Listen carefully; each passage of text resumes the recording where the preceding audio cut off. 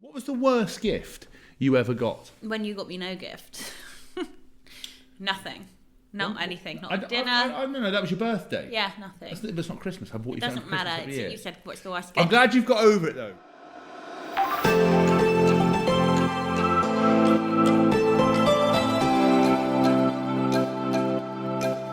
Hello everyone and welcome to episode 20 of Couples Quarantine, and incredibly could be the last episode, we don't know. I've tried to be Christmassy, Chloe's got a Christmassy onesie on. First of all, how are you, babe? I'm okay, yeah, I'm good. A little bit frazzled, just trying to get everything done. Obviously, 3 podcasts, a book, 2 coaching platforms. And a partridge in a pear tree. Yeah, it's been like absolute carnage this December. I think this is probably the busiest December I've ever had, but I am aware how lucky I am that I can actually say that, because I know that a lot of people out there are really worried and struggling right now. So it's a good thing. And obviously a lot of the people's plans are going to be changed and hammered, so hopefully Couples Quarantine will bring you a little bit of light entertainment. Our plans have been thrown into, fucked into a cocked hat, I think is the expression. So they everybody was all ready and excited to see each other for Christmas, and I'm sure a lot of you can relate to this, and then all of a sudden James's family's in tier 4, my family's in tier 4, so actually we're not seeing anyone, but us, each other and the dog. But it's absolute carnage. Now the dog that's normally running around, we actually took him to a dog shop for the first time, Pets at Home. That's not a plug for Pets at Home because we paid for everything. I think Chloe spent, I'm not even going to say what she spent. Too much. But we took him for a big walk and he's now perfectly sleeping in a bed like an angel. You know, like they say they've worked with animals and kids. Well, he's been unbelievably well behaved. But Chloe, do you want to tell them what you bought from Pets at Home? Because you've turned into the mad dog lady and this will really encapsulate it. I bought him a little scarf, which I'm not going to lie, makes him 10 times funnier than he's ever been. And it actually matches his coat. It matches his coat. It's got a little bobble on the end of it because, you know how they tie through the middle? That's how they've made it look. And it's got a little bobble on the end of it that's the exact same colour as his coat. So it suits him to a T. It's like grey and white knitted with a little kind of beige ball. Lovely. Anyway, great attention to detail. I also got him a flat cap. Like a little posh tweed posh tweed flat cap, which looks absolutely fantastic on him. But if we put it behind the ears, then he gets very grumpy. So he's not wearing it right now. But we did manage to get a couple of great photos because we live in a world where if you don't share it on Instagram, did it really happen? And of course, we bought these ridiculous outfits to just put them on and see whether people like them. But you've also bought him a collar with a miniature bow tie. Oh yeah, because Bertie, I mean, we didn't name him. We inherited him as Bertie, and so I just think Bertie wears a bow tie. Bertie does wear a bow tie, apparently. Also, it was our wedding anniversary. Yes. 2 years together. Apparently you get less for murder these days. 6 years together, 2 years married. 2 years married, so 6 years together.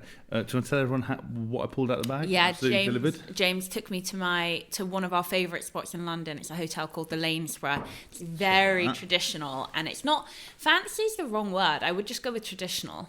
When I think fancy, I think like the Ritz, but it's not like that. It's amazing. And then we had dinner, and then we had a massage, and then he smoked cigars in the gentleman's garden room all night. And Chloe drunk tequila. I got really drunk.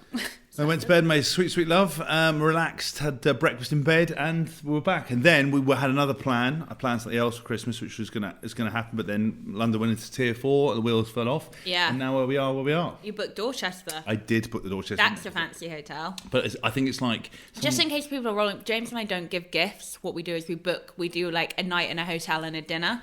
Experiences. Because we're not really... James A doesn't have the time or the knowledge of how to give me a gift. Well, I do. It's something thoughtful and kind, and I do listen to stuff like gold jewellery. No, but what I like a romantic evening. Yes. And for you, I can't buy you gifts because you have everything you want, and you make more money than me. I've got everything in you, babe. That's all I need. Yeah, so date nights are our thing. But we were going to do a drinking game with Christmas, right? We were going to get steaming, a shot of beer on the hour, on the minute, every minute. But unfortunately, old Foodlemans over here has not been that well, and we don't think combining a huge drink off is a great idea. But we've always got a theme of this show, which was all about Christmas nightmare, presents nightmares, and then we're going to do a bit of business as usual. But we left off last week's show with Chloe. Well, first of all, if you listened to the episode, please go back, or haven't, please go back and listen to it. But we're coming up with names, and I came up with a couple for dirty movies: Temple of Poom, Raiders of the Lost Arse. Chloe, we were talking about some serious matters, and the whole way I could tell Chloe's attention wasn't on the show because she's like straining, and like when a kid goes off into the corner room and does a poo. Chloe's face was that, and she came and went, Harry Potter and the Goblet of Boob. Right. I actually think that sounds like a riveting movie. Yeah, I mean, a big goblet boob. It depends. Right, I don't know, but how big's a goblet? But then you finished off. Madonna made a career out of goblets of boob. She did. Road cones and boobs. What did you finish with though? Star Wars: Return of the Japsai. Return of the Japsai, which I actually thought was the best one. It was great. Now, Chloe, I want you to give me a thumbs up on these because we got these sent in. Is this from Ollie?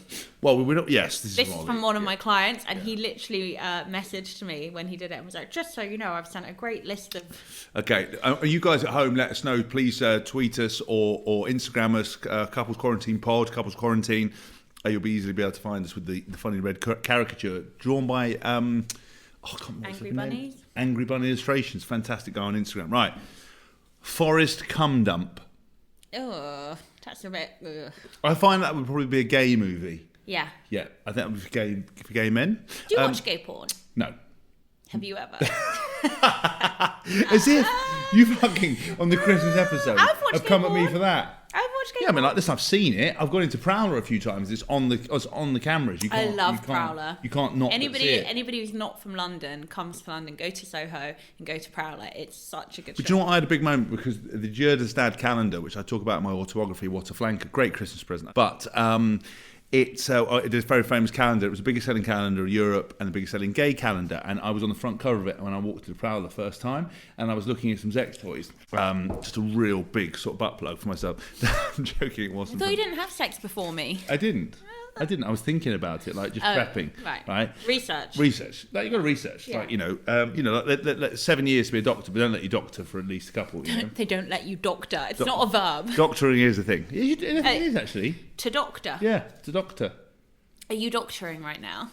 Oh, I'm doctoring. I'm doctoring would be to fiddle with a document. I'm doctoring a document would be to doctor a passport or doctor Anyway, carry on. What I'm saying.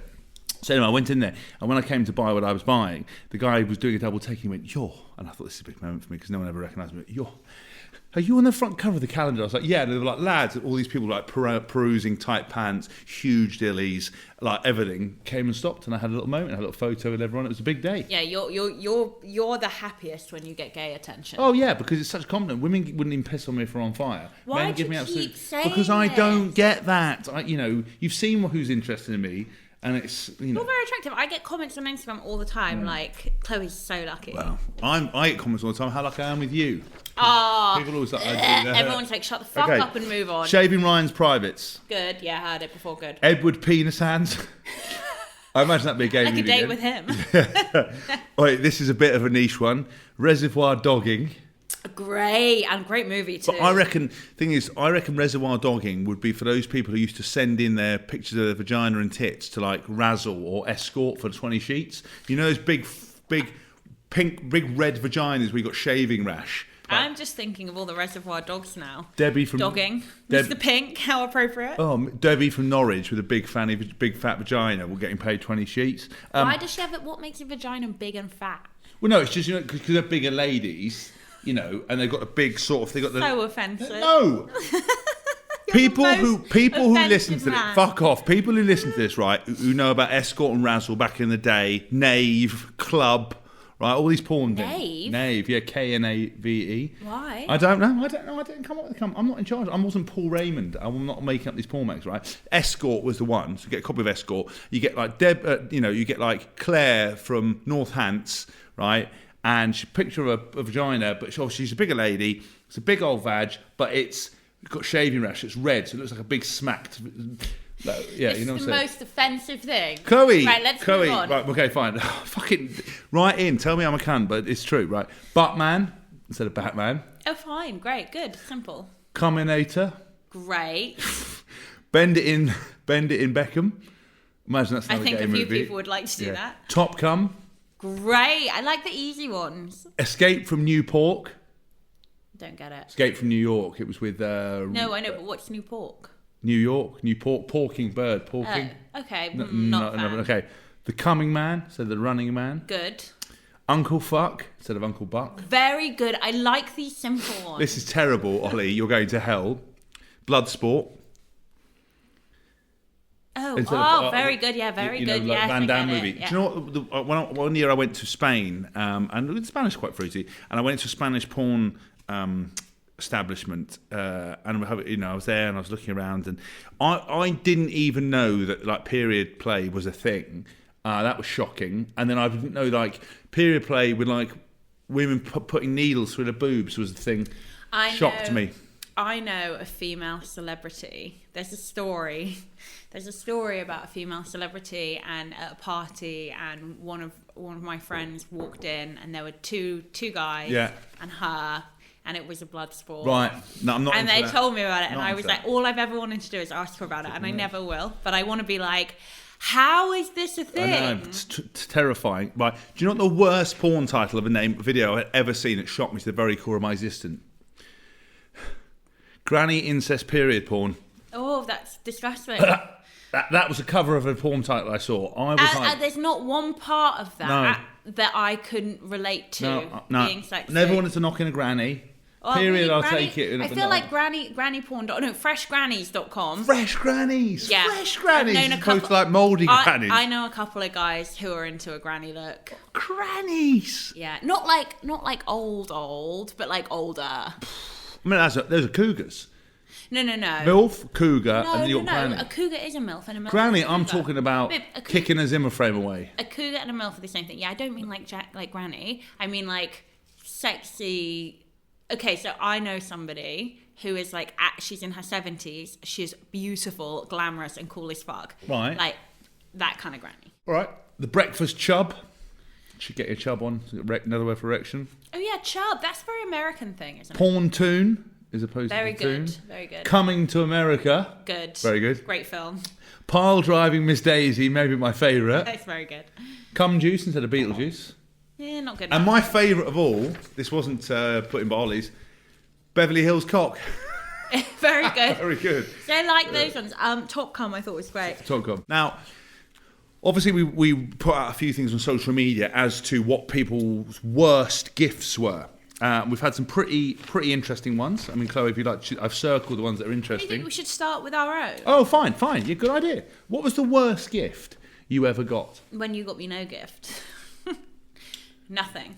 Not anything. Not I, dinner. I don't know. That was your birthday. Yeah, nothing. That's not Christmas. I bought you It something doesn't for Christmas matter. every year. You said what's the worst gift? I'm glad you've got over it though. Yeah. I'm glad that you've got over it. Definitely haven't forgot. Harboured that. And I quote, I have more important things to do, and the more important thing that he had to do was DJ. How important is DJing? Don't tell Carl Not Cox he's got important. important shit to do. You're not Carl Cox. I'm pretty similar. Are People you? have said. People have seen me and gone, oh yes, oh yes. You are a big man, I'll give you that. You're welcome. You're not black, so there's a problem number Look one. how cute the dog is, yeah? I know, he's so sweet. Yeah. You're also not a mega superstar DJ yet. No, but I am a mega superstar in my mind. Fair play. You are a mega superstar. I'm absolute Chloe, sportsman. please. It was a joke. I'm nothing like Carl Cox. No, sportsman. No, I'm In not. that No, I'm not. sphere. No, bloody not. But I like where your head's at. Do you want to know what my worst present? Pillows that your ex gave you, and you were like, Yeah, but I haven't Who- told that story because we started. James tells the story all the time. Right. Who buys somebody pillows? Right, let me explain. Right. Chloe's ruining everything. Such a bitch. Okay. Boring story. It's not a boring story. So, Brace okay, imagine yourself. this, right? I've been with someone for a while, and I decided to go big guns, throw money at the problem. I didn't want to think about it, so I thought. I thought come that on. wasn't a problem. The problem of like, what the fuck do I get? Okay, fine. Right, so turns out there was a lot of problems. There was a big problem at the end. There was a massive problem in the end, and she broke up with me 6 months later after cheating on me.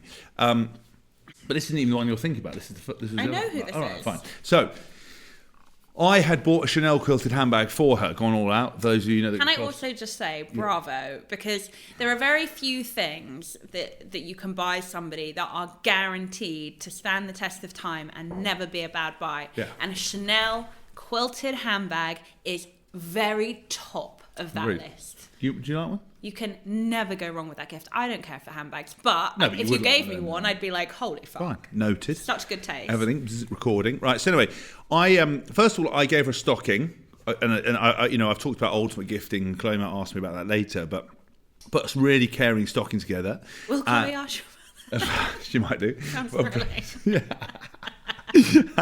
And I'm not even drunk enough to do this. So basically, I'm quite tipsy. are you? You've only had a sip of beer. I know, but I didn't have a big breakfast. Oh yeah. So basically, right, they've done a stocking. She has. I put her stuff down. She's emptied the stocking out and gone. Is that it? No, and not knowing there's a fucking handbag under the tree that cost a fortune. Can I just intercept at this point in the story? Yes. James always references this girlfriend as like they never argued until the end when they broke up. They had this like kind of fairy tale romance where that never a rude word I think was time uttered. has made it, has altered it. It was a fucking nightmare the whole way through. How is that? How is that not one of the worst things anyone could ever say to someone when you give them a gift? Is that it? I mean, that's what I mean. Vile I person. know, what a cunt, right? So, Clearly you're over it. yeah. So anyway, and I was like, in my mind, if you've ever seen the movie Star Wars, I wanted to choke her out with using the Force, just kill her in front of my parents. Not a problem. Just go. Did she say that in front of your mum? Yes, and dad? everybody. It was the most awkward. I was like, you're going to hell, and I would happily chop your head off now in front of everyone. And do you know what? My mum and dad would help me hide the body. Right? Yeah, they would. Violence is not the answer, people. But Unless you can use the Force, and then it's fine. Oh yeah, there's no evidence. There's evidence. This person just randomly dropped dead. She died. Throat closed and she died.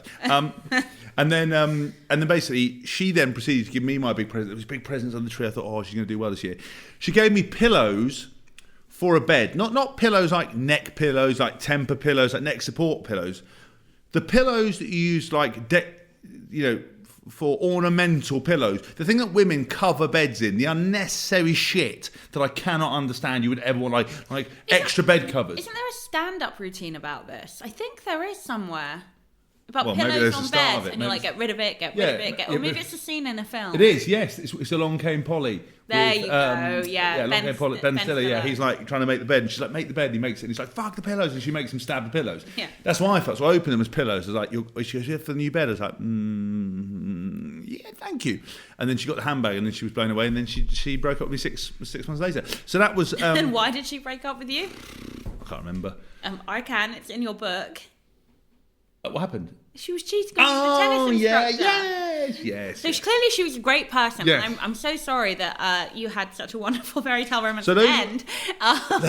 Sounds like hell. So those were our presents. We asked out the audience, who is ever growing. Thank you so much for all of you who supported. We can do a little recap as well on what we've liked. I'm going to ask Chloe, put her under a lot of pressure, a bit like Jeremy Paxman. Paxton is the guy that makes stuffing. I kind of fancy Jeremy Paxman. Do you? Yeah. I look nothing like him. Well, I don't look anything like Beyonce. I don't fancy Beyonce. Yeah, Jennifer Lopez. Yes, I mean that is very exactly right. I'm the only person I know that doesn't fancy her. I think she's amazing, but I don't I don't. That's fine. You don't have to. Everybody loves her. Fancy her. I just get confused. What am I missing here? You don't. That's not every. You and I don't fancy a lot of the same people. Yeah, true. Go on, right. I fancy sister. She doesn't exist. It's a joke. Right, go on. What you had? What were your responses? Obviously, can you not tell, just with 5 seconds of listening to me, that I come from a whole house of men? I think you just got me anyway. Gobby. Okay. The worst present that you've ever been given. Herpes. Wow. Yeah. Happy Christmas. A plaster cast on my ex-boyfriend's willy. This isn't actually a thing, right? So if you go to sex shops or online, you can do something called clone a willy, which you do at home using plaster of Paris. Have you done it? I have. Fuck off. I have. Who got the gift? It came out. It looked like. If you've ever seen the movie, what's it called? Labyrinth with David Bowie. God rest his soul. There's a bloke in it called. Oh God! Can we just all take a second? Yeah, he was the boy. He was just everything. There's a guy in it called. The main character's right. No, I don't care. Just tell the story. Well, no. He's named Gobble or Borrock or Gollock. It looked like his nose with the vibrator. Oh, I know who you're talking about. Yeah. I'm going to find it. I'm going to find it now. But you tell the next one. And so, what? You didn't give it in the end? I wasn't give it. It was just a bit of fun on a rainy day. That's ironic because when you think of that, you would think that the penis would be drenched in foreskin. If that's how it came out. No, basically I'd moulded it without using a measuring jug, proper stuff, hadn't rested it, and it was just terrible. I was like Blue Peter. Who were you giving it to? Please say it was a girlfriend. It was a girlfriend. A random... Yeah. Happy Christmas. Just give it to my mum. No, that's rank. After the end of the day. Now, I know I'm not going to come home with you tonight, but I'd like you to take this in my place. Yeah. Okay, right. Oh, Hoggle. It looked like Hoggle's nose in Labyrinth. Jareth is David Bowie, and Hoggle, please get Google horror. Look, it came out looking like Hoggle's nose. Oh, you look a bit like Hoggle. I don't know if you can see Hoggle right there. Anyway, right, what have you got next? Okay. My boyfriend's mum got me Femme Fresh White. What would you do if my old dear got you Femme Fresh White? I would think you'd had a conversation with her, and I would be mortified from her and from you, and I would absolutely ask the question behind closed doors, why? I did once have a partner who used to have snail trail underwear, and Mum made a comment. Your mum made a comment? Because she'd obviously left them on the floor. Mum came to clean the room and was like... That's not very nice of your mother. No, didn't make a comment to her. Oh, made a comment to you? Yeah, and was like... Okay, fine. You know, could she not... I was like... It happens sometimes. It does. Women will tell you. I'll tell you right now. Sometimes shit like that happens. Yeah. Just like I can't think of any boyfriend I've had who hasn't left a skid mark. Yeah, apart from me. Apart from me, cheeky cat. Right. At 16, my girlfriend sent me a T-shirt with her wearing a picture of her wearing fishnets, and she opened it in front of his parents. Oh, wow. Wow. Well, I mean, that's not a bad thing. Just fishnets. I imagine just fishnets. I mean, I don't know if I would care. The thing is, right, you know when like people all photos get leaked of them and stuff and they freak out? If they've sent the photo, if the photo hasn't been taken of them, but they've sent it to this person and then it's leaked, which by and large tends to be what happens here, right? Yeah. I don't know that I would care if everybody saw it, because I'd be like, yes, I have a body, yes, I have a sex life, and I sent this photo because I thought I looked fucking banging in it. So actually, like, why do people get... I don't mean to be insensitive. I get why people would be upset. But I'm also like, you like the photo because you sent it. There's nothing wrong with being naked. You have a great body. And there's nothing wrong with being sexual. Especially when it's like to their boyfriends or husbands or something. But the issue is that you girls don't just take one photo. You take 30 before you choose the right one. And then a lot of them, maybe the offcuts get left in iCloud. No. The stuff that would end up in the cutting room floor gets all published. Well, that, I would be mortified. That's what I mean. No, not that photo. Yeah, that's what I mean. That's what I mean. I would just be like, guys, I'll just promise me you won't put that one and I'll give you a better one. Yeah. Well, I like it, but I don't think you have a choice because it's some Russian pervert / hacker. Yeah, I think if it's a hacker, you don't have a choice. That's if what I it mean. was the press, there would absolutely be a game of course of chess it would. to be Yeah, had there. of course it would be. An umbrella, now obviously an ex-partner, giving someone an umbrella. Yeah, that's pretty shit. Unless it was like a designer umbrella. Like if you got me a Chanel umbrella with like a black one with like the big white Chanel emblem, I'd be like, that's sick. Unless you gave me an umbrella like Penguin has out of Batman, where I can rotate it, hypnotises people, fires guns out the end of it, or uses a helicopter. Why have the new Batman films not had Penguin in? Because he's without a doubt Is it in the new one? Oh, is it? Who's playing him? Senor Penguin? The guy from Happy Feet? Pingu he's progressed from kids' movies to actual movies. Have you seen the duck in Nightmare Before Christmas that with like the rotating heads? Yeah, terrifying. That they open in the morning. Yeah. That could be... Anyway. Right, an extension lead, and it wasn't funny. A saucepan, specifically for making sauce. A saucier is the guy that makes sauces in a restaurant. Just letting you know that. Very good. I'd quite like a saucepan, but I don't know how to make sauces. Even though when I've cooked your movie, I've made a white sauce and stuff. And I'm aware that I cannot say this word. Is a saucepan not always just for making sauces? You would think that, but I don't think so. There's a range of sizes and specific ones. Penis-shaped pasta. I would take it. What, the penis or the penis-shaped pasta? Both. Classic you. An oven glove and tea towels, very nearly used to suffocate the bastard. Oven gloves and the tea towels, like that couldn't be more of a sexist thing. Loads of soap. Men went through this phase where they would go into Lush in Covent Garden. I'm a Londoner, but I'm sure that this will apply to anybody in the city. Fucking Dick Van Dyke. I'm a Londoner. Chim chimney, chim chimney, chim chim chiroo. In the hat and the scarf. Bertie Oh, what's that, Governor? I'm a Londoner. Calm down, You know, my dad wrote a porno. Yeah. It was in heaven. It was like Nelson Mandela was chatting to Dick Van Dyke, and they were like, "He's still alive." Still alive, I know. My dad wrote porno. One of the best podcasts. It's so funny. Ever. And it was like. Are we listening to that in the car later? We should. Oh my God, I'm laughing remembering it. Okay, let's see. Last year, I bought my boyfriend a Nintendo Switch, and he bought me a neck pillow. Okay. Right. I got absolutely wankered on Christmas Eve a few years ago and pissed up the tree and all over the presents. Oh, I have a story like this. Do you? I have 2 stories like this. Go on, fire away. So, first thing on the Christmas tree, my dad. A couple of Christmases ago, my dad was filling up his car with petrol, and it was in London. It was icy and snowy. And when he went into the station to pay, he slipped on like black ice and fell down and like fucked his elbow, fucked his back so much so he ended up having to have surgery. Anyway, they gave him these like really strong painkillers right off the bat and sent him home. So he was drinking and taking these like super strong painkillers, and he went all funny.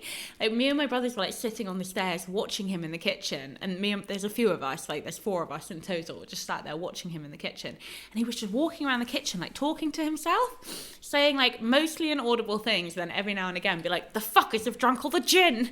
Me and my brothers don't drink gin, we just don't touch gin. So we were like, wow, Dad's really pissed. Like, we didn't know he was taking painkillers. We're like, he's really fucked. Anyway, we went to bed that night. The Christmas tree was, as you would expect, green with baubles on it. Yes. Came down the next morning, the whole Christmas tree, and I mean every branch from top to bottom, covered in fake snow. There were like 4 cans of fake snow under the tree, and we were like, who did this? Like, when we all went to bed and we were the last ones in bed, like, what has happened? And my dad came down, he was like, this is so weird. Couldn't figure it out. But an hour later, he was like cooking Christmas lunch, and he was like, oh my god, I've remembered what happened. He is that how, what is the past tense? Slept walked in the night, came down to the tree, took out these cans of fake snow that we had, but we decided not to use because we thought they were tacky, covered the whole tree in fake snow, woke up while he was finishing off the job, was like mortified, dropped the cans and went to bed. So he got up and done that, which I thought was absolutely I love hilarious. that from your dad. I want to meet Hi Richard. Oh my god, he's so funny when he's like I've only ever seen it once or twice, like, but it's when he like mixes painkillers with drinking. It's just so funny. Terrible combination. And then nobody do that. And then another story. Once my very first boyfriend Ben, I woke. That you've never quite got over? He'd go, no, we're good. So we were together for like 5 years, and he was like a big like drum and bass raver. So he would like go out all night, and he left school at 16. So he would like go out all night raving. He was a club promoter. He had 2 really big nights in Manchester. Platoon, if anyone's listening and into drum bass, I'm sure you know it. He had 2 really big nights, and that was his job. I was still in school, so I had to go to sleep at like a normal hour. Once I woke up at like 4 a.m, and I could hear, like, you know, when you pour water out of something and it like hits a hard surface, like I can't do the noise, and I could hear it. No, it hits a hard surface. Oh, fine. It's like. Anyway, I woke up and I was like, what the fuck is that? And I looked around the room and I could see Ben in the corner of the room, and I was like, what was he doing? I turned on my bedside light. He was peeing into my mum's, that she'd given me, vintage brown leather mulberry bag. And it's never been the same. Oh, what? Because it smells, or it's been stained? It's stained and it smelled. Yeah. Well, I washed it. Yeah. But yeah, it was bad. Yeah, fucked it. I mean, we've got a very good friend who was at our wedding, master of ceremonies. Won't mention his full name. Robbie. Stop dobbing people in. You're such a bitch. Funny. Robbie got steaming. Robbie and I used to go out on Christmas Eve evening every year. And to a place in Ascot, and we used to get steamed up. Oh, and I went home. Rugby boys. Posh rugby boys. We used to get steaming in Ascot. Ascot, darling. Fuck off. Right. And Robbie went back that year, and he shat in the wardrobe. And his mum came in and went fucking mad on Christmas Eve, called him a dirty pig, a home wrecker. And basically the whole of Christmas was ruined because he shat in the wardrobe. He shat. And this is like the best behaved person. They're the nicest, best behaved, kindest, sweetest, most intense person shat in the wardrobe. Intense. It's not intense. No, intensely kind. Sorry, what? Yes. Not like as intense. I was like, yeah. I'm a serial killer. I think we're more intense than he is. I've also got a couple of other Christmas nightmares for people who've done stuff terribly. It said,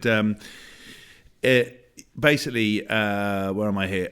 A guy went back on Christmas Eve night to a girl's house, and he woke up early and tried to do the grown-up thing of like sneaking out before she woke up, obviously on Christmas Day. And as he was getting dressed, he noticed her dog was lying on the floor next to bed, furiously licking the inside of her knickers. It almost vomited and legged it out there as fast as possible. That makes me feel sick. Imagine that. Imagine that. It's terrifying. Oh, Bertie's like, ugh, don't talk to me about that. So yeah, buying clothes is always a bit of a nightmare, but there's a story here that I think is an interesting one, mainly from a man's point of view, not necessarily a woman's, but we got this sent in from someone asking about Christmas sort of problems. I was once on holiday with the lads in the US, and before coming home, was trying to panic buy something for the missus for Christmas. Couldn't remember any of her sizes, so found a girl in the shop that looked the same shape as her and asked her to try on some clothes for me. To my surprise, she said yes. She was keener than I thought, so I kept getting skimpier and skimpier in the outfits I was choosing. It was fantastic. Anyway, the missus was delighted with what I chose, and it fit perfectly. Massive brownie points for me. James, what are your tactics for buying clothes for Chloe? Don't do it. Don't do it unless she's specifically shown you something out. Because that's the key that men always forget, because men don't really listen. Is you walk past and say, what do you like, and get specifics, and then go and come back to it later. Yeah. Otherwise, I'd never spontaneously try to buy any clothing for anyone. I highly doubt that he told her how he managed to find something. No, of course he didn't tell her how he managed to find it. But skimpier and skimpier and skimpier. I mean, I would be fuming if you did that. Like, really angry. Yeah, but maybe I was trying different things. Like, could you come back out on a thong? Just to see where it fitted. No? Oh, God. See, this is where, like, in my internal head, I go sexist when I just go, I hate men. Yeah. We know that. It's become abundantly clear on this podcast. Isn't it so funny that I married the manliest of men? This is difficult when you go around to your in-laws and parents and try to get away with a bit of, like, do you have sex in your parents' house? At Christmas?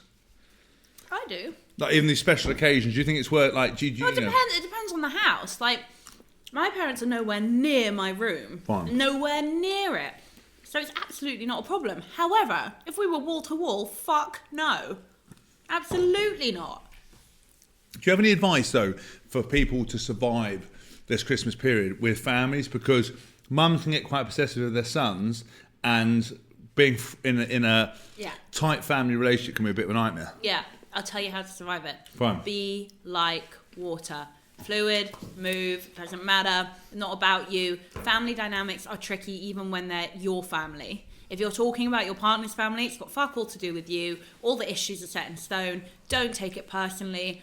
This is what I do with your family. Mm-hmm. Any drama that I'm either involved in or just observing, just find entertaining, like just laugh at it, because it's got nothing to do with me if there's a drama kicking off, even if it's about me, because I'm like, this is just like so far out of my control. You just sit back and just laugh and also like enjoy it and be compassionate. Like, look, this is my first Christmas with somebody else's well, it was going to be, because we're not doing it now because everyone's in tier 4. It was going to be my first Christmas with somebody else's family. Like, I've not had Christmas with my family before, but I've not been with anyone's family.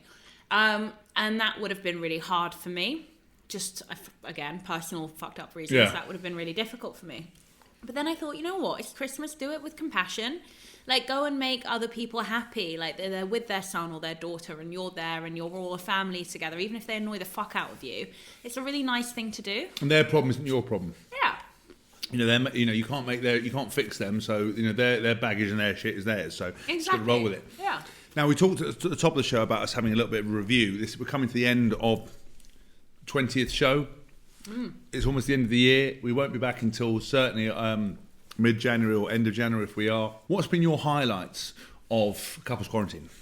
I think the Russell Kane episode. He's fantastic. Yeah, I've known him for ages. I knew him before you, but you got closer to him really quick, didn't you? I always do that like a creep. I always find it really. I love watching him do his stand-up, and I think he's so funny. And having him on Couples Quarantine being just as funny as he was in stand-up, like I just thought it was such a pleasure to have him on, and I think he's fucking brilliant. And I feel sad for him that he is now getting the career success that he's been working so hard for so long. And now he can't work. I mean, I find that really, really upsetting. So I'm glad that we gave him a little bit of a window to just be his funny old self. What about you? Do you know what's really... Look, I've loved every single guest. I think they've brought so many different perspectives on everything. It's made me think, from Salma El-Badani's... I think she was your favourite. Well, it's just... I mean, she's the antithesis of everything I am. She's a strong feminist woman who has is very staunch values. And has a strong religious background. Yeah, as well. and I thought that was really kind of interesting.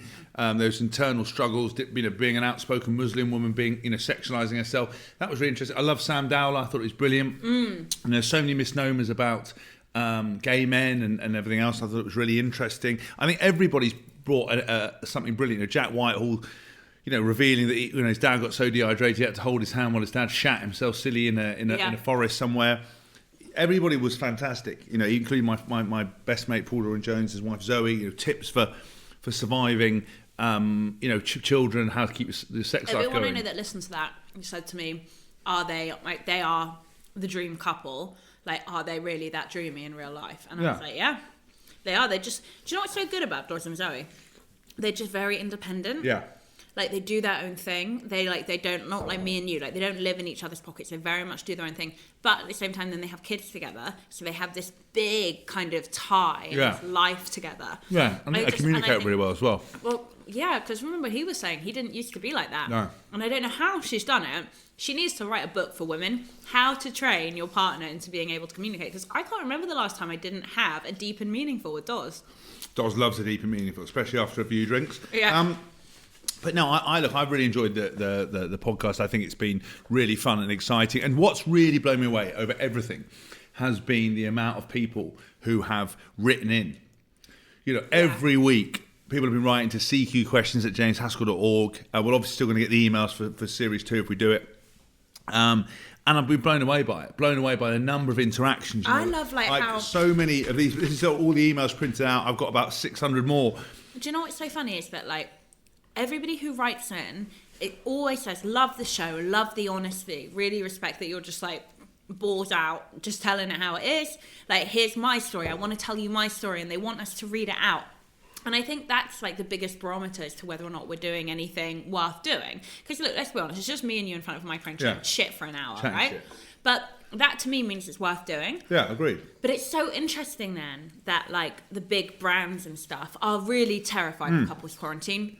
They don't want to work with us because they feel like we're quote unquote controversial and offensive. Now look, it is true that if you're honest, then obviously some people are going to find you offensive and some people are going to find it controversial. But the irony in that is that honesty is the one thing that bands us all together. It's so interesting. So I don't think we would have carried on doing it, to be honest, had it not been for you guys. And I'm so happy that we did. Yeah, and the audience has continuously grown, which is amazing. And I think people are intimidated. There's a lot of people out there pretending. Just look at Christmas adverts. Yeah. Pretending that we're all running through fields, having the best time, no one argues, no one has problems, it's the best thing ever. It's not. The real world is shit, hard, difficult, families are hard, everything's hard, and you've got to be honest about it. And, people have sex, people smell, people shit, piss, get ill, and you've got to own it. Yes, you don't have to necessarily rub it in everybody's faces, but you can talk about it and bring, shed light on it. And I think one thing we've done is hopefully brought some awareness. But what I wanted to finish with before we got one more question, which is really directed at you, was we sort of wanted to do a mean tweets, because we've had some unbelievable feedback on everything we've done, but we've had some incredible some mean tweets, and I'm going to read one, and Chloe's going to read one, and it goes like this. This is on our iTunes. It's entitled "Why." I disagree already. I already agree. I'm already on board. Okay, so I've never made a podcast, granted. I'm not a serial hater. Some podcasts are just not for me. But there is a point where comment is necessary. This is simply a pile of bilge from a couple of fortunate souls riding the wave of lockdown as the embers of their celebrity flicker. I don't think I ever regard myself as a celebrity. I'm not a celebrity either. Okay. Celebrity is an opportunity for bringing change and compassion, or just fun. Is it? Is it really? I didn't realise that was a thing. Yeah, I agree. I think it is fun though. So that's a matter of opinion. This podcast falls flat on all counts. Swipe away this dumb tripe from talentless and ugly people. I find it personal. Well, I mean, I don't know that we're, aesthetically attractive. I don't think we're going to win any awards for modelling. But I do think that you are incredibly talented because you've got 77 caps for England. What the hell does this guy have? And I've got consistent podcasts in the top 10, but don't worry about it. Fine. You don't need to search far for piles of quality. And yes, maybe hate is going to hate, but we're all better than this. Thankfully, for the next pandemic, these two will be useful for the family quiz where you try to remember the names of C-list has-beens. I mean, I'll take it. I would 100% take a C-list. I want to be an answer on a celebrity celebrity quiz. I think I was an answer on Who Wants to Be a Millionaire qualifying question once. Shut up. What celebrity couple's daughter is named Chloe, and it was Rich and Judy. I was like, do you want to read that one? I love this though. It makes me laugh so much. Okay. What's it called? Awful. You're welcome. If you think being a man makes you supreme and you have no sense of equality, this podcast is for you. Aggressive language and outdated ideas form the basis of a shallow show. That sounds like my CV. I actually really don't disagree with a lot of it, though. But the thing is I have to agree. Why? But I listen to a lot of podcasts and I think, why? Shag, Married, Annoyed is number one in the charts every week. Yes. And I listened to it. I've listened to one episode and I was like, good for them. Not like that. I'm so happy for them that they did that. But why? It's just two people talking. Yeah. Same with like a lot of podcasts. It's like, why? Yeah. But you just do it because it's fun, and if you get listeners, there you go. Nobody has to listen. Don't listen while operating heavy machinery.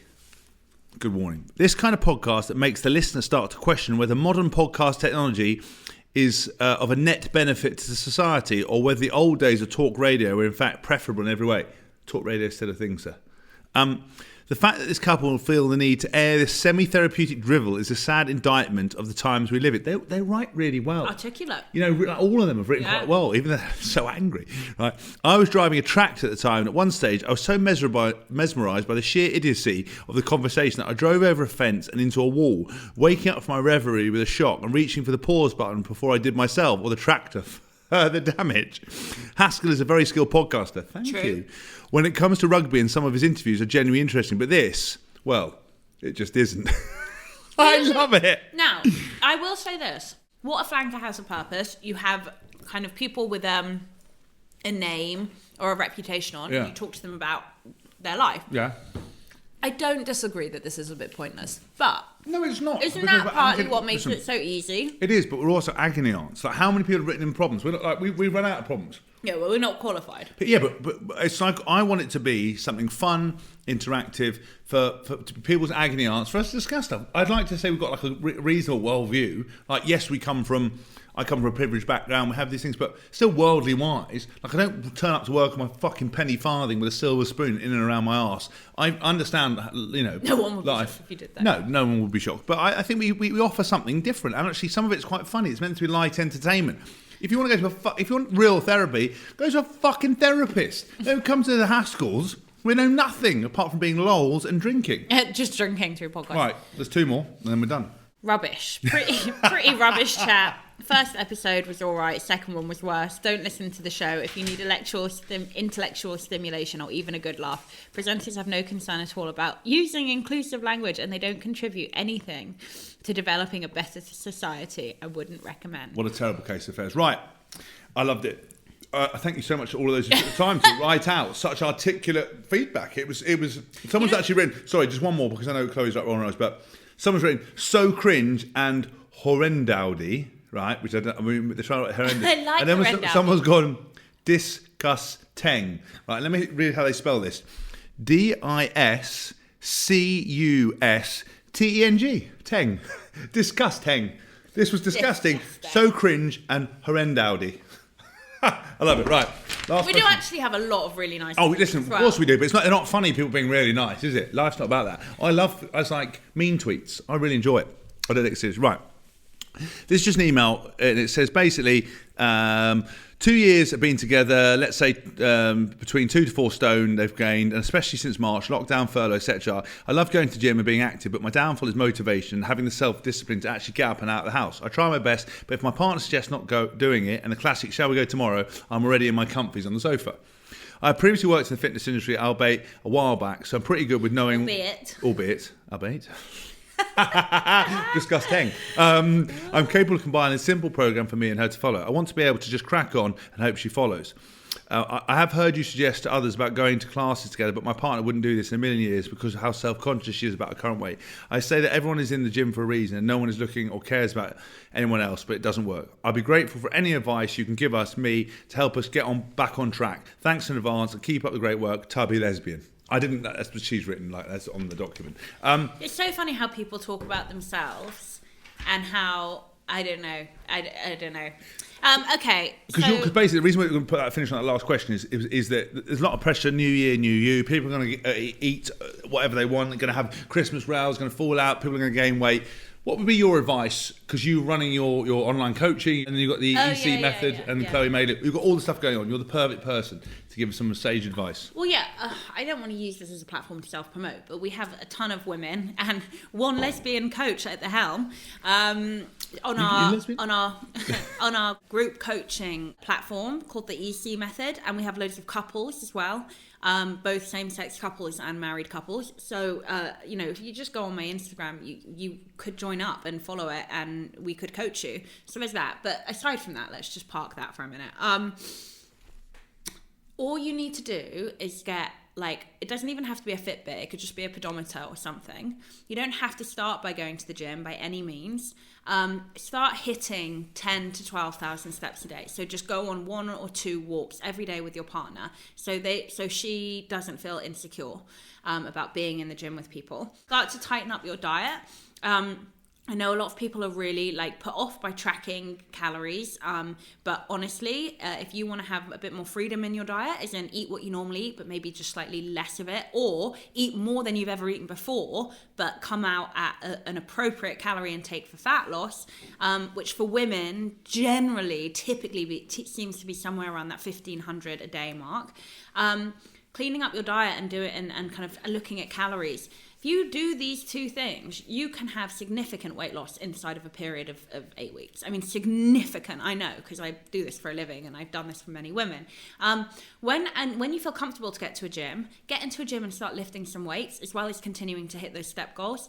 And not only will you transform your body from a physique standpoint, an aesthetic standpoint, you're also going to greatly increase your immediate health, and also your longevity of life, and also your quality of life, your ability to fight off disease, survive disease. I mean, you're doing a huge service to your body, and you don't actually, when you get to a point where you have lost the weight, although I would say focus more on losing fat, not weight, because the latter isn't a very good thing at all. When you have lost a significant amount of body fat, guess what? We can increase your calories and you can stop dieting. I think people think that they have to be on a diet forever. You fucking don't. That's the answer.